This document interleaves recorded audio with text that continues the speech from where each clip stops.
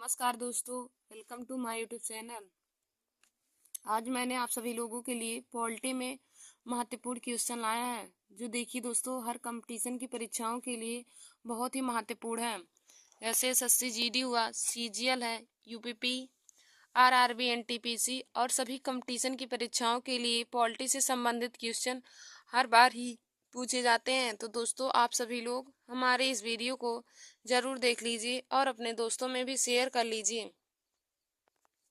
तो देखिए दोस्तों हमारा पहला क्वेश्चन है कि भारतीय संविधान की उद्देशिका में किस संशोधन द्वारा समाजवाद, पंथ निरपेक्षता तथा अखंडता को जोड़ा गया था। भारतीय संविधान की उद्देशिका में किस संविधान संशोधन द्वारा समाजवाद, पंथ निरपेक्षता तथा अखंडता को जोड़ा गया था। तो देखिए दोस्तों 42वें संविधान संशोधन के द्वारा भारतीय संविधान की उद्देशिका में समाजवाद, पंथ निरपेक्षता तथा अखंडता को जोड़ा गया था। फिर हमारा अगला क्वेश्चन है कि भारतीय संविधान के अधिकार के स्रोत कौन से हैं। भारतीय संविधान के अधिकार के स्रोत कौन से हैं। तो देखिए दोस्तों हम भारत के लोग यही भारतीय संविधान के अधिकार का स्रोत हैं। हम भारत के लोग यही भारतीय संविधान के अधिकार का स्रोत हैं। फिर हमारा अगला क्वेश्चन है कि भारत की संविधान की प्रस्तावना में प्रयुक्त स्वतंत्रता, समानता व बंधुत्व शब्द किस क्रांति से प्रेरित है। भारत के संविधान की प्रस्तावना में प्रयुक्त स्वतंत्रता, समानता व बंधुत्व शब्द किस क्रांति से प्रेरित है। तो देखिए दोस्तों फ्रांस की क्रांति से भारत की संविधान की प्रस्तावना में प्रयुक्त स्वतंत्रता, समानता व बंधुत्व लिया गया है। फिर देखिए दोस्तों हमारा अगला क्वेश्चन है कि भारत की संविधान की प्रस्तावना में प्रयुक्त स्वतंत्रता, समानता व बंधुत्व शब्द किस क्रांति से प्रेरित है। तो इसका राइट आंसर हो जाएगा फ्रांस की क्रांति से। फ्रांस की क्रांति से भारत की संविधान में स्वतंत्रता, समानता व बंधुत्व की क्रांति प्रेरित है। फिर हमारा अगला क्वेश्चन है कि संविधान की प्रस्तावना का विधिक स्वरूप क्या है। संविधान की प्रस्तावना का विधिक स्वरूप क्या है। तो देखिए दोस्तों संविधान की प्रस्तावना का विधिक स्वरूप है यह लागू नहीं किया जा सकता है। यह लागू नहीं किया जा सकता है। यह संविधान की प्रस्तावना का विधिक स्वरूप है।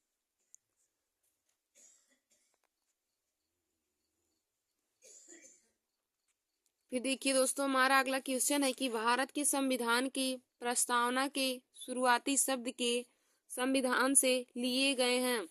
भारत के संविधान की प्रस्तावना के शुरुआती शब्द किस देश के संविधान से लिए गए हैं। तो देखिए दोस्तों भारत के संविधान के शुरुआती शब्द कौन से हैं। तो शुरुआती शब्द हैं हम भारत के लोग। और हम भारत के लोग यह शब्द संयुक्त राज्य अमेरिका देश के संविधान से लिया गया है। हम भारत के लोग शब्दों का प्रयोग संयुक्त राज्य अमेरिका के देश से लिया गया है। फिर दोस्तों हमारा अगला क्वेश्चन है कि संविधान की प्रस्तावना में अंतिम बार संशोधन कब किया गया। संविधान की प्रस्तावना में अंतिम बार संशोधन कब हुआ था। तो देखिए दोस्तों संविधान की प्रस्तावना में अंतिम बार संशोधन 1976 ईस्वी में हुआ था। संविधान की प्रस्तावना में अंतिम बार संशोधन 1976 ईस्वी में हुआ था। और यदि पूछे कि प्रथम संविधान संशोधन कब हुआ था। तो दोस्तों प्रथम संविधान संशोधन 1951 ईस्वी में हुआ था। फिर हमारा अगला क्वेश्चन है कि भारत के संविधान की प्रस्तावना में कितने प्रकार के न्याय, स्वतंत्रता, समानता व अखंडता है। भारत की संविधान की प्रस्तावना में कितने प्रकार के न्याय, स्वतंत्रता, समानता व अखंडता है। तो देखिए दोस्तों भारत की संविधान में 3 प्रकार के न्याय, 5 प्रकार की स्वतंत्रता, 2 प्रकार की समानता और 1 प्रकार की अखंडता है। भारत के संविधान में 3 प्रकार के न्याय हैं, 5 प्रकार की स्वतंत्रता है, 2 प्रकार की समानता है और 1 प्रकार की अखंडता है। फिर दोस्तों हमारा अगला क्वेश्चन है कि संविधान की प्रस्तावना में भारत को क्या कहा गया है। संविधान की प्रस्तावना में भारत को क्या कहा गया है। तो देखिए दोस्तों संविधान की प्रस्तावना में भारत को सर्वसत्ताधारी, समाजवादी, धर्मनिरपेक्ष, लोकतांत्रिक गणराज्य कहा गया है। भारत की संविधान की प्रस्तावना में भारत को सर्वसत्ताधारी, समाजवादी, धर्मनिरपेक्ष, लोकतांत्रिक और गणराज्य कहा गया है। देखिए दोस्तों, संविधान की प्रस्तावना में भारत को सर्वसत्ताधारी, समाजवादी, धर्मनिरपेक्ष, लोकतांत्रिक तथा गणराज्य कहा गया है। फिर हमारा अगला क्वेश्चन है कि फिर देखिए दोस्तों, हमारा अगला क्वेश्चन है कि संविधान की प्रस्तावना में प्रयुक्त शब्द सेक्युलर को क्या अर्थ है। भारत की संविधान की प्रस्तावना में प्रयुक्त शब्द सेक्युलर का क्या अर्थ है। तो देखिए दोस्तों, सेक्युलर का अर्थ है सभी नागरिकों को धर्म एवं उपासना की स्वतंत्रता। सभी नागरिकों को धर्म एवं उपासना की स्वतंत्रता।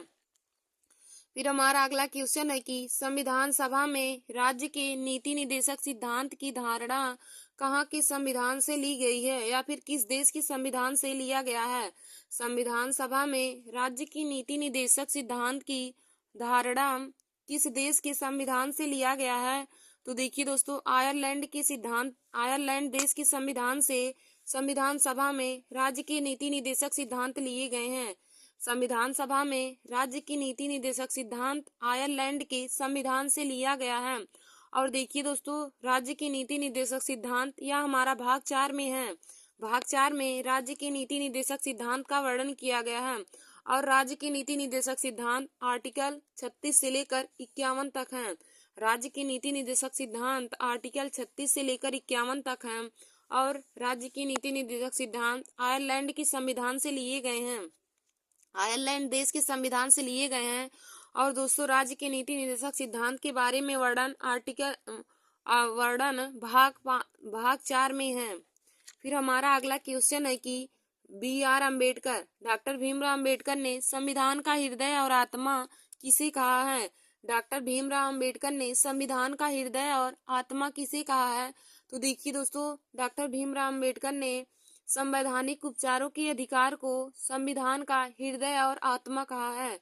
संवैधानिक उपचारों के अधिकार को डॉक्टर भीमराव अम्बेडकर ने संविधान का हृदय और आत्मा कहा है।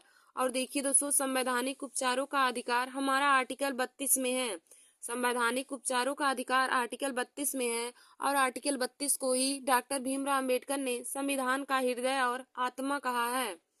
यदि पूछे कि डॉक्टर भीमराव अम्बेडकर ने संविधान के किस आर्टिकल को संविधान का हृदय और आत्मा कहा है, तो दोस्तों आप बताएंगे कि आर्टिकल 32 को डॉक्टर भीमराव अम्बेडकर ने संविधान का हृदय और आत्मा कहा है। फिर देखिए दोस्तों, हमारा अगला क्वेश्चन है कि हाउस ऑफ द पीपल को लोकसभा का नाम किस वर्ष दिया गया था। हाउस ऑफ द पीपल को लोकसभा का नाम किस वर्ष दिया गया था। तो देखिए दोस्तों, हाउस ऑफ द पीपल को लोकसभा का नाम 1954 ईस्वी में दिया गया था। हाउस ऑफ द पीपल को लोकसभा का नाम 1954 ईस्वी में दिया गया था। फिर हमारा अगला क्वेश्चन है कि रिट जारी किए जाते हैं। रिट जारी किए जाते हैं, तो देखिए दोस्तों, रिट जारी किए जाते हैं सर्वोच्च न्यायालय और उच्च न्यायालयों के द्वारा। सर्वोच्च न्यायालय और उच्च न्यायालयों के द्वारा रिट जारी किए जाते हैं। फिर दोस्तों, हमारा अगला क्वेश्चन है कि संविधान की संकल्पना का उद्भव सर्वप्रथम किस देश में हुआ। संविधान की संकल्पना का उद्भव सर्वप्रथम किस देश में हुआ। तो देखिए दोस्तों, संविधान की संकल्पना का उद्भव सर्वप्रथम ब्रिटेन देश में हुआ था। संविधान की संकल्पना का उद्भव सर्वप्रथम ब्रिटेन देश में हुआ था। फिर हमारा अगला क्वेश्चन है कि देश का प्रथम विधि अधिकारी कौन है। देश का प्रथम विधि अधिकारी कौन है। तो देखिए दोस्तों, देश का प्रथम विधि अधिकारी महान्यायवादी है। देश का प्रथम विधि अधिकारी कौन है। तो दोस्तों, देश का प्रथम विधि अधिकारी महान्यायवादी है। फिर देखिए दोस्तों, हमारा अगला क्वेश्चन है कि भारतीय संविधान का अभिरक्षक कौन है। भारतीय संविधान का अभिरक्षक कौन है। तो देखिए दोस्तों, भारत का मुख्य न्यायाधीश भारतीय संविधान का अभिरक्षक माना जाता है। भारतीय संविधान का अभिरक्षक कौन है। तो दोस्तों, भारत का मुख्य न्यायाधीश भारतीय संविधान का अभिरक्षक है। फिर हमारा अगला क्वेश्चन है कि भारतीय संविधान में कुल कितने मौलिक कर्तव्य हैं। भारतीय संविधान में कुल कितने मौलिक कर्तव्य हैं। तो देखिए दोस्तों, भारतीय संविधान में कुल मौलिक कर्तव्य 11 हैं। भारतीय संविधान में कुल मौलिक कर्तव्य 11 हैं। फिर हमारा अगला क्वेश्चन है कि भारतीय संविधान में मौलिक कर्तव्य कब समाविष्ट किए गए। भारतीय संविधान में मौलिक कर्तव्य कब समाविष्ट किए गए। तो देखिए दोस्तों, सन 1976 ईस्वी में भारतीय संविधान में मौलिक कर्तव्य समाविष्ट किए गए थे। भारतीय संविधान में मौलिक कर्तव्य 1976 ईस्वी में समाविष्ट किए गए थे। फिर देखिए दोस्तों, हमारा अगला क्वेश्चन है कि संविधान का अधिकार एक मौलिक अधिकार कब बन गया। संविधान का अधिकार एक मौलिक अधिकार कब बन गया। तो दोस्तों देखिए, शिक्षा का अधिकार एक मौलिक अधिकार कब बन गया। हमारा क्वेश्चन है कि शिक्षा का अधिकार एक मौलिक अधिकार कब बन गया। तो देखिए दोस्तों, शिक्षा का अधिकार एक मौलिक अधिकार 1 अप्रैल 2010 ईस्वी को बन गया था। शिक्षा का अधिकार एक मौलिक अधिकार 1 अप्रैल 2010 को बन गया था। फिर हमारा अगला क्वेश्चन है कि भारत में स्वतंत्रता के बाद कितनी बार राष्ट्रीय आपातकाल लागू हो चुका है। भारत में स्वतंत्रता के बाद कितनी बार राष्ट्रीय आपातकाल लागू हो चुका है। तो देखिए दोस्तों, भारत में स्वतंत्रता के बाद आपातकाल 3 बार लागू हो चुका है। भारत में स्वतंत्रता के बाद राष्ट्रीय आपातकाल 3 बार लागू हो चुका है। फिर हमारा अगला क्वेश्चन है कि वह कौन से उपराष्ट्रपति हैं। वह कौन से उपराष्ट्रपति हैं जिन्होंने राष्ट्रपति का चुनाव लड़ने के लिए अपने पद से त्यागपत्र दे दिया था। वह कौन से उपराष्ट्रपति हैं जिन्होंने राष्ट्रपति का चुनाव लड़ने के लिए अपने पद से त्यागपत्र दे दिया था।